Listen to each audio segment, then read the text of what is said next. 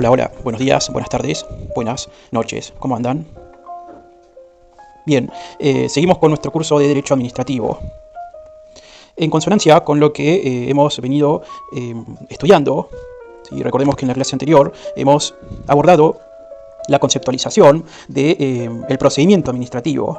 ¿Sí? Además hemos visto las distintas clasificaciones que integran el procedimiento administrativo. Hasta hemos visto los principios rectores que rigen un procedimiento administrativo. Vale tener presente, si a modo de introito, antes de adentrarnos a hablar respecto del objeto de esta clase, que el procedimiento administrativo, si es básicamente es aquel trámite lógico, ordenado, metódico, circunstanciado, que rige a la administración al momento de gestionar el bien público, el bien general, incluso de dirimir controversias en donde existiesen intereses de índole privado. ¿Sí? Todo ello en función administrativa, en sentido material. ¿Sí? Téngase presente esto, lo predicho. Bien, ahora sí, dicho lo anterior, pasemos a hacer referencia respecto del tema del día de hoy. Hablaremos sobre las partes en el procedimiento administrativo. ¿Sí? Seguidamente finalizaremos la clase con lo relativo a los plazos dentro del procedimiento administrativo. ¿Sí? Al momento de hablar de partes tenemos que tener en cuenta qué son las partes, qué es la parte, ¿sí? Tener en cuenta también qué es lo que dice tanto nuestra Ley Nacional de Procedimiento Administrativo como su respectivo reglamento, qué son los terceros interesados, ¿sí? Concepto sumamente importante, y también lo relativo a la representación de las partes, ¿sí? Incluso de los terceros interesados dentro de un procedimiento administrativo. ¿Sí?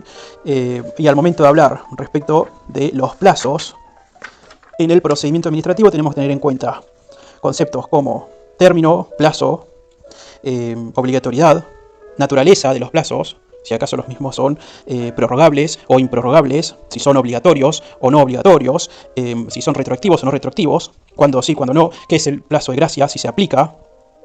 Veremos también respecto de su cómputo, ¿sí? Término sumamente importante, cómo es que se computabilizan los plazos.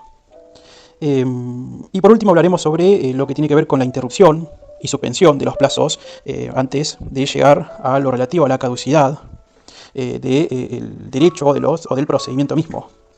¿Sí? Bien, así que bueno, sin más preámbulos, comencemos.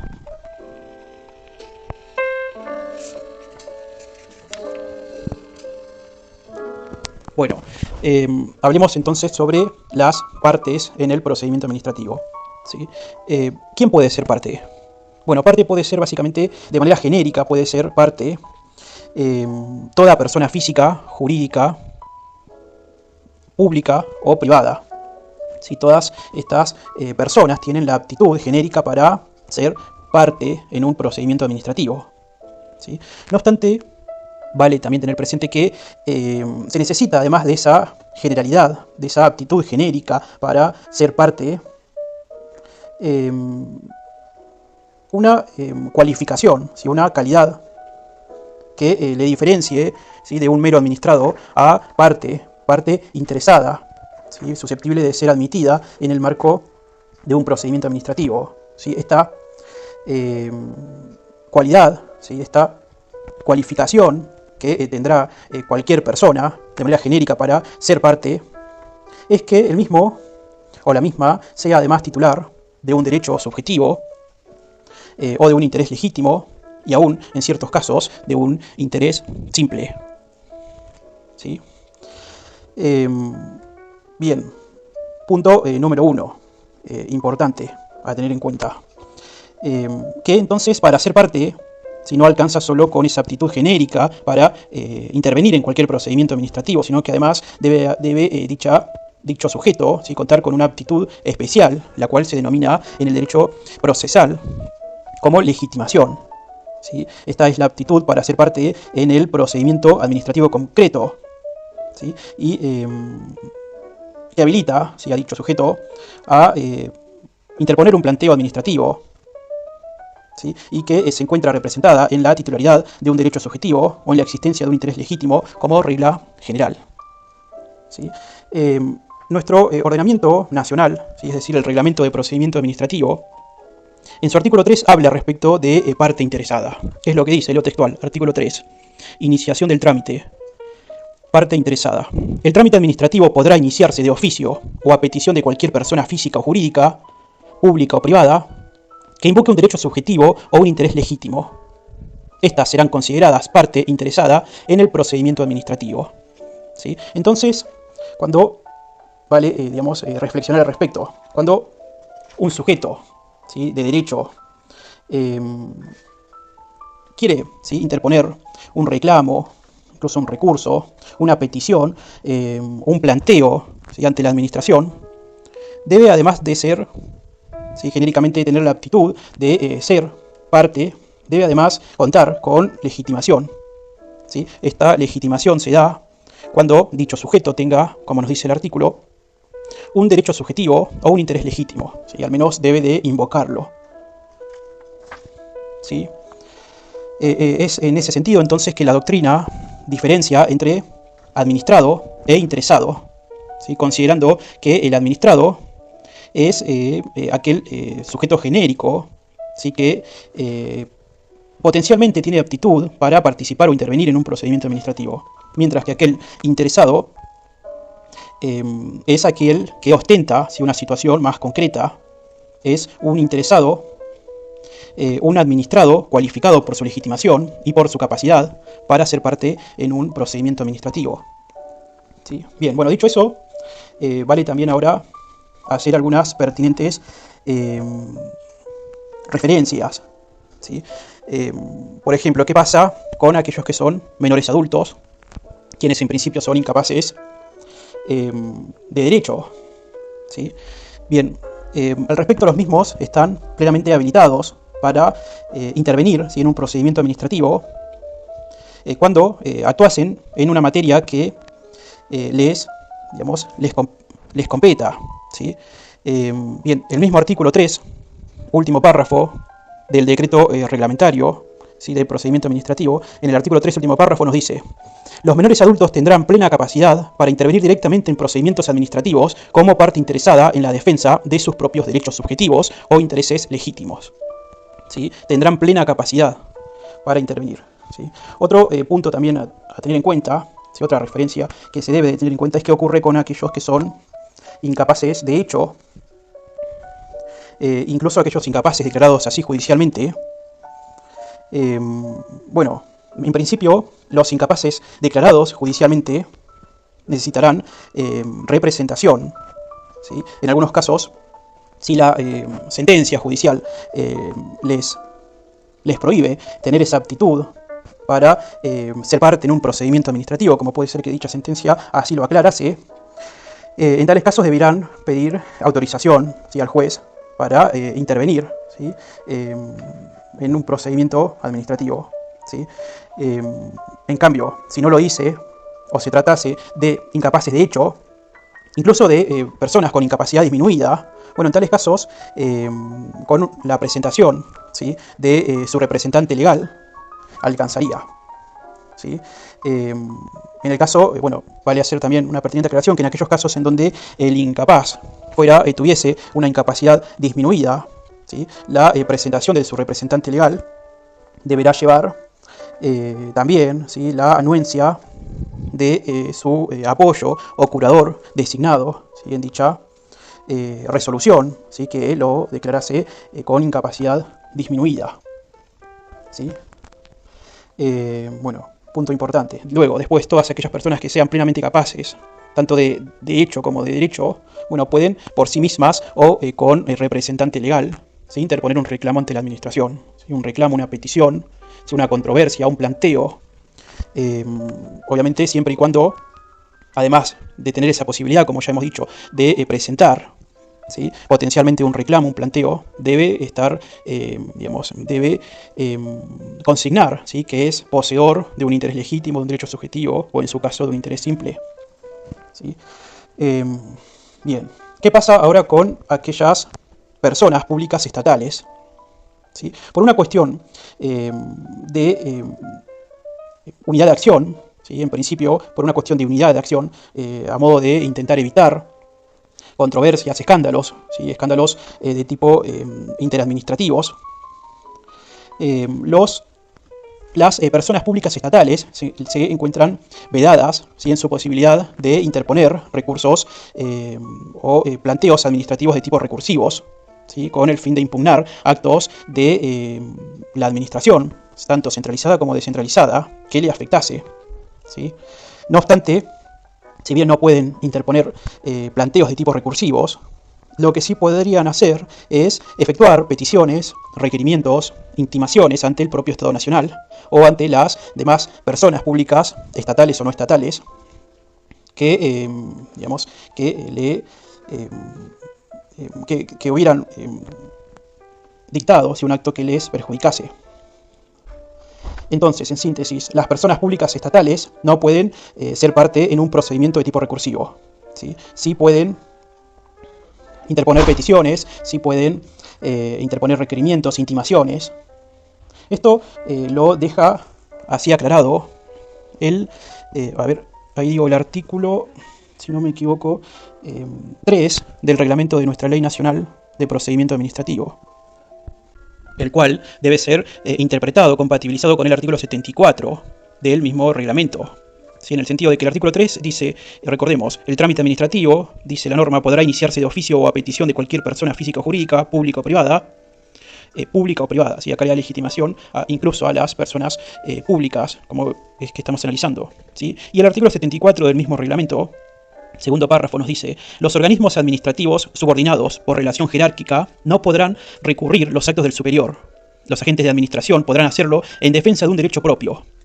Los entes autárquicos no podrán recurrir a actos administrativos de otros de igual carácter, ni de la administración central, sin perjuicio de procurar al respecto un pronunciamiento del ministerio en cuya esfera común actúen, o del Poder Ejecutivo, según sea el caso. ¿Sí? Bien, entonces, como regla, si no se permite que dichas personas públicas estatales planteen recursos o planteos de tipo recursivos, en cambio, como excepción, sí pueden interponer peticiones, requerimientos, intimaciones, y en algunos casos también pueden plantear aquello que se denomina controversia interadministrativa. ¿Sí? Ya hemos analizado al respecto, ¿sí? Oportunamente. Para ello me remito tanto al artículo 4 y 5 de la Ley Nacional de Procedimiento Administrativo, que regula lo atinente a las cuestiones de competencia, tanto que tienen que ver con contiendas de tipo negativas o positivas, en cuyo caso tramitan por un procedimiento especial. ¿Sí? Lo mismo ocurre cuando hubieran actos de contralor, ¿sí? En donde órganos o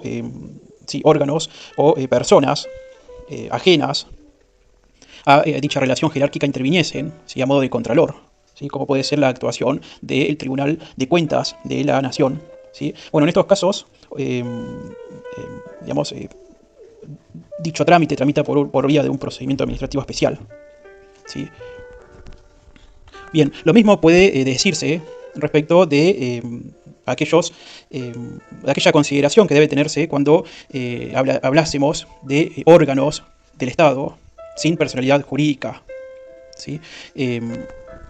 Teniendo estos últimos aptitud genérica para intervenir en un procedimiento administrativo mediante notas o presentaciones a su superior u otro órgano vinculado a su jerarquía, pero todos ellos careciendo también de la potestad de interponer recursos administrativos, ¿sí? Recordemos que asimismo nos los dice el artículo 74 del decreto reglamentario. Bien, dicho lo predicho, pasemos a hablar ahora respecto de los terceros, ¿sí? Intervención de terceros. Para conceptualizar al mismo, podemos decir que se trata de aquellos que teniendo legitimación para ser tenidos por parte, ¿sí? Por, digamos, contar con un derecho subjetivo, ¿sí? Por contar con la posibilidad de invocar un derecho subjetivo, un interés legítimo, no intervienen ni participan en el procedimiento administrativo en tal carácter, ¿sí? Sino que intervienen y participan con otra finalidad, ¿sí? El mismo, digamos, su presencia, ¿sí? Puede encontrarse referenciada en el segundo párrafo del artículo 3 del decreto reglamentario, cuando nos dice, leo textual, también tendrán ese carácter, ¿sí? Haciendo referencia a el carácter de parte, ¿sí? También tendrán ese carácter aquellos a quienes el acto a dictarse pudiera afectar en sus derechos subjetivos o intereses legítimos, y que se hubieran presentado en las actuaciones a pedido del interesado originario, espontáneamente, o por citación del organismo interviniente, cuando éste advierta su existencia durante la sustanciación del expediente. Así es como hace referencia, ¿sí? El artículo número 3 a la calidad de tercero interesado, ¿sí? También vale tener presente, ¿sí?, que no se limita a reconocer, ¿sí?, como tercero interesados a aquellos que invoquen tener un derecho subjetivo o un interés legítimo, ¿sí?, que participasen en dicho procedimiento administrativo sin participar en el mismo en tal carácter de parte. Vale tener presente que también se considera tercero interesado a aquellos que se presentasen de manera espontánea o por ser citados, tanto por el interesado originario como por el mismo organismo, ¿sí?, a participar en el mismo porque la resolución, ¿sí?, porque el acto administrativo o la decisión que la administración va a tomar le puede afectar, ¿sí?, de modo indirecto en sus derechos subjetivos o intereses legítimos, ¿sí? Entonces, también estos son terceros en el procedimiento administrativo, ¿sí? Incluso en aquellos casos en donde una decisión les afectaría en sus derechos subjetivos o intereses legítimos, los mismos deben ser citados, ¿sí?, a comparecer, y debe de revocarse por ilegitimidad aquellos actos que la administración tome sin su participación, ¿sí?, o aunque sea sin su debida citación, comparecencia. Todo esto a efectos de mantener la igualdad entre quienes intervienen, ¿sí?, en un procedimiento administrativo, ¿sí? Otro punto a agregar, ¿sí?, también es que la intervención de un tercero en un procedimiento administrativo no retrocede el mismo procedimiento, ¿sí?, sino salvo que la autoridad administrativa así lo declare, ¿sí? Bien, bueno, pasemos a hablar sobre lo relativo a la representación de las partes, ¿sí? Vale tener presente, ¿sí?, que toda aquella persona que tenga capacidad, ¿sí?, tanto de hecho como de derecho, para ser parte en un procedimiento administrativo, posee asimismo la facultad de hacerse representar por otro, ¿sí?, o ante la administración pública, ¿sí? Es una potestad, es una facultad, ¿sí?, con la que cuenta el administrado, ¿sí?, que él mismo puede usar o declinar de su uso, ¿sí? Y respecto, esto vale tenerlo presente, ¿sí?, respecto de la totalidad de las situaciones o de las relaciones jurídicas administrativas que le pudieran, digamos, afectar, ¿sí?, a dicho administrado. Nos dice Casagne que no hay, pues, ningún acto, por más personalísimo que fuere, que no pueda ser celebrado mediante representación, ¿sí? Referencia a la representación, ¿sí?, nos los hace el artículo 31 del decreto reglamentario. El mismo nos dice, la persona que se presente, lo textual, ¿sí?, la persona que se presente en las actuaciones administrativas por un derecho o interés que no sea propio, aunque le competa ejercerlo en virtud de representación legal, deberá acompañar los documentos que acrediten la calidad invocada.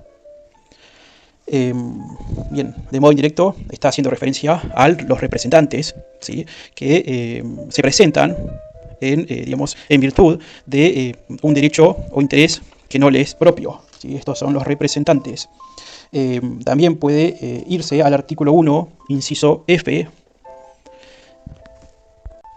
apartado 1, ¿sí?, segundo párrafo, que nos dice: cuando una norma expresa permita que la representación en sede administrativa se ejerza por quienes no sean profesionales del derecho, el patrocinio letrado será obligatorio en los casos en que se planteen o debatan cuestiones jurídicas, ¿sí? Bueno, al respecto sí vale agregar, ¿sí?, que se ha dirimido, ¿sí?, una profunda contienda, ¿sí?, de tipo jurídica al respecto, ¿sí?, porque si bien la posibilidad de ser representado existe, ¿sí?, es un derecho con el que cuenta el administrado, se postula, ¿sí?, que dicha representación puede ser realizada por cualquier persona en general, incluso por aquellos que no sean profesionales del derecho, ¿sí? No obstante, aún así, ¿sí?, cuando el objeto del planteo, ¿sí?, involucre cuestiones jurídicas, bueno, en esa situación, incluso dicho representante o la parte interesada, ¿sí?, originaria, deberá presentarse con firma de patrocinio letrado, ¿sí? En ese caso, cuando se discuta entonces como objeto de dicho planteo, de dicha controversia,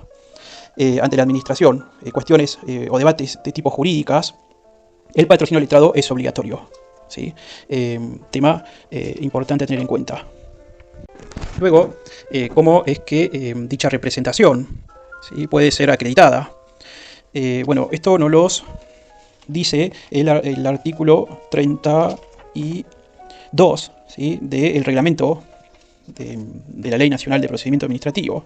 ¿Sí? En resumidas cuentas nos dice que dicha representación puede ser acreditada por testimonio de poder general o especial otorgado por instrumento público, por copia simple, íntegra, firmada por apoderado o letrado, por carta poder con firma autenticada, por autoridad policial o judicial o por escribano público, por carta poder con firma cuya firma aparezca autenticada por un banco, por poder otorgado por acta ante la autoridad administrativa.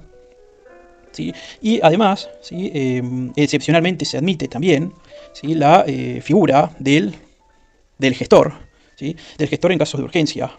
¿Sí? En dicho caso, debe de aplicarse de modo analógico el artículo 48 del Código Procesal Civil y Comercial, en donde admite la comparecencia, ¿sí?, del representante legal sin los instrumentos que acrediten dicha personería, siempre y cuando, a condición de que los mismos fueran presentados y ratificada luego también su gestión, en un término de 60 días como máximo. ¿Sí? Bien, eso es acreditación de representación. ¿Sí? Después, ¿cómo es que cesa la representación? Bueno, el mismo nos lo regula el artículo 34 del mismo decreto reglamentario. Sucintamente nos dice que el mismo cesa por revocación del poder, por renuncia, ¿sí?, por parte del poder dante, por muerte o inhabilidad del mandatario, por muerte o incapacidad del poder dante, ¿sí?, y también por renuncia del mandatario. ¿Sí? Recomiendo la lectura de los artículos 31 a 37 porque hacen referencia respecto de los alcances de la unificación de la personería, de las formas de acreditar la personería y de la cesación de la representación. Sí, recomiendo su lectura, ¿sí? Artículos 31 a 37 del decreto reglamentario. ¿Sí? Bien, bueno, pasemos ahora, como para finalizar, a hablar sobre los plazos en el procedimiento administrativo. ¿Sí? Por plazos debemos hacer referencia a aquel lapso en el cual deben de cumplimentarse las distintas etapas o fases de un procedimiento administrativo, ¿sí?, incluyendo dentro de este concepto el plazo para impugnar en sede administrativa los diversos actos a través de los recursos que instituye el derecho objetivo. ¿Sí?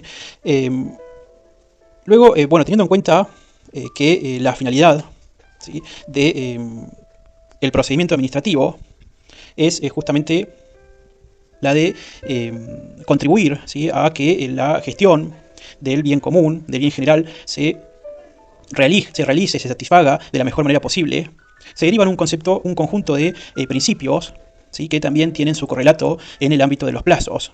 ¿Sí? Digamos que por una cuestión de que, por ejemplo, por el principio de colaboración y verdad objetiva, en donde el administrado es un colaborador, ¿sí?, que contribuye junto con la administración a tomar y mejorar las decisiones que la misma administración tome, es por eso que se ha derivado, ¿sí?, que los plazos son, por ejemplo, por regla, prorrogables. ¿Sí? Los plazos en los procedimientos administrativos no son improrrogables, sino que por regla pueden ser prorrogables. ¿Sí? Esto significa que antes de finalizar los mismos, a petición de parte o de oficio, ¿sí?, los mismos pueden ser expandidos, ¿sí?, pueden ser desplazados, ¿sí?, su alcance, ¿sí?, el alcance de dicho plazo.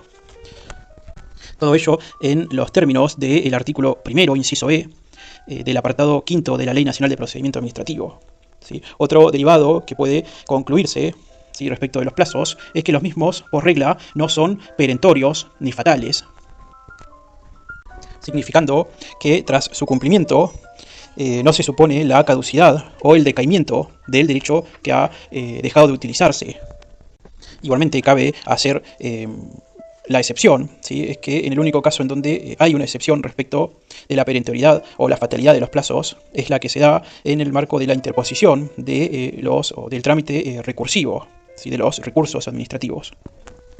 De lo que sí no cabe ninguna duda es que por disposición, ¿sí?, de nuestra Ley Nacional de Procedimiento Administrativo en su artículo 1, inciso E, apartado 1, El mismo dice que en cuanto a los plazos, los mismos serán obligatorios para los interesados y para la administración.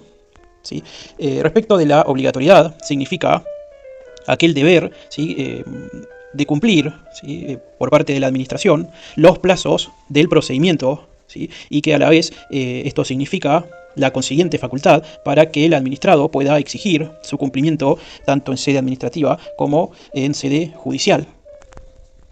Igualmente, el no cumplimiento de estas reglas y de la obligatoriedad del cumplimiento de los plazos devenga o derivan, ¿sí?, consecuencias, ¿sí?, incluso potestades para el administrado, ¿sí?, como ser el entender que se ha configurado en algunos casos el silencio administrativo, ¿sí?, luego de un consiguiente interposición de un amparo por mora, o incluso ante ya el acaecimiento o cumplimiento de dicho plazo, la posibilidad que tiene el administrado de interponer, ¿sí?, un recurso administrativo en queja, ¿sí?, al superior jerárquico en los términos del artículo 71 y 72 de dicho reglamento de la Ley Nacional de Procedimiento Administrativo. ¿Sí? Bien, ahora respecto de su cómputo, ¿sí?, tema muy importante, el artículo 1, inciso E, apartado 2, nos dice que los mismos se computarán por días hábiles administrativos, salvo que existiera alguna disposición legal, ¿sí?, en contrario, o alguna habilitación resuelta de oficio o a petición de parte. ¿Sí? Entonces, los cómputos de los plazos se contarán por días hábiles, ¿sí?, y corridos. ¿Sí? Bien, esto cuando los plazos fueran por días determinados, ¿no? Cuando fuera 10 días hábiles, 60 días, por 30 días, ¿no? Ahora bien, cuando la referencia al cumplimiento de los plazos fuera, por ejemplo, de un año, fuera, por ejemplo, o de ese plazo de 6 meses, bueno, en esos casos los plazos se computarán exclusivamente por días corridos. ¿Sí? Si, por ejemplo, hubiese un plazo de 6 meses, bueno, a partir del día siguiente al de la notificación, desde cuando opera la notificación, se contarán 6 meses, ¿sí?, corridos. Bien, ahora, ¿a partir de qué momento se computarán, ¿sí?, los plazos? Bien, del día siguiente al de la notificación. ¿Sí? Esto ocurre cuando los mismos se tratase de actos administrativos de alcance singular o particular. ¿Sí? Mientras que tratándose de reglamentos, rige el principio prescripto, como nos dice la ley, ¿sí?, dispuesto por el artículo 2 del antiguo Código Civil, en cuyo caso su vigencia, ¿sí?, fija que su cómputo tendrá o será, ¿sí?, desde el momento en que dicho reglamento fije el plazo en cuando es que comienza el mismo, ¿sí?, y si no lo dice, comenzarán a computarse sus plazos después de los 8 días siguientes al de su publicación oficial. ¿Sí? ¿Sí? Bien, se admite también la existencia de tanto interrupción como de la suspensión de los plazos. Recordemos que cuando ocurra una suspensión, ¿sí?, mientras dure la misma, los plazos no se compatibilizan. ¿Sí? Y en cambio, cuando ocurriera, ¿sí?, un hecho interruptivo del plazo, ante el acaecimiento de tal hecho interruptivo, el plazo se inicia nuevamente. Esto resulta muy importante porque, por ejemplo, cuando un tercero interesado o una parte interesada se presentase de manera espontánea en un procedimiento solicitando vista, para él los plazos se suspenden. Mientras que, por ejemplo, la interposición, ¿sí?, de un recurso administrativo hace que dichos plazos se interrumpan. ¿Sí? En ambos casos, tanto la suspensión como la interrupción de los plazos generará, ¿sí?, efectos diversos dentro del procedimiento administrativo. ¿Sí? Por último, y a modo de finalizar, ¿sí?, vale también tener presente que se admite la posibilidad de que los procedimientos administrativos caduquen. ¿Sí? En este caso, la ley, en el artículo 1, ¿sí?, inciso E, apartado 9, hace referencia respecto de la caducidad del procedimiento administrativo. ¿Sí? En este caso, se le habilita a la administración a que la misma pueda ejercer esa potestad con la que cuenta para declarar la caducidad de los procedimientos. ¿Sí? No obstante, esto lo debe hacer en un transcurso de un lapso mínimo de 90 días, ¿sí?, imponiéndole al órgano administrativo que, pasado los 60 días, transcurridos 60 días desde que el trámite haya quedado paralizado por un hecho imputable al administrado, el órgano competente, ¿sí?, debe citar, notificar, ¿sí?, al administrado de que si transcurriesen otros 30 días más de inactividad, se declarará de oficio la caducidad de dicho procedimiento administrativo. señalando también la norma que, operada la caducidad, el interesado podrá, no obstante, ejercer sus pretensiones en un nuevo expediente en el que podrá hacer valer las pruebas ya producidas. Las actuaciones practicadas con intervención de órgano competente producirán la suspensión de plazos legales y reglamentarios, inclusive los relativos a la prescripción, los que se reiniciarán a partir de la fecha en que quedare firme el auto declarativo de caducidad. ¿Sí? Bien, la cuestión es que la inactividad del administrado no hace que la caducidad opere de manera automática, sino que es la administración quien la debe de disponer, pero obviamente transcurridos los plazos que la ley señala, ¿sí? Y con dicho administrado debidamente notificado. E igualmente, operada la caducidad, el interesado se encontrará facultado para ejercer sus pretensiones en un nuevo expediente, incluso haciéndose valer de la prueba previamente producida. ¿Sí? Bien, bueno, hasta acá por hoy. Entonces hemos visto lo más importante relativo a los plazos, a las partes. Espero que les haya servido. ¿Sí? Si así fue, te pido que te suscribas, que dejes un comentario. Y en una próxima clase seguiremos con estos temas, ¿sí? Seguiremos avanzando en el estudio de esta materia, ¿sí? Espero que les haya servido, que les haya gustado, y será hasta la próxima, ¿sí? Saludos.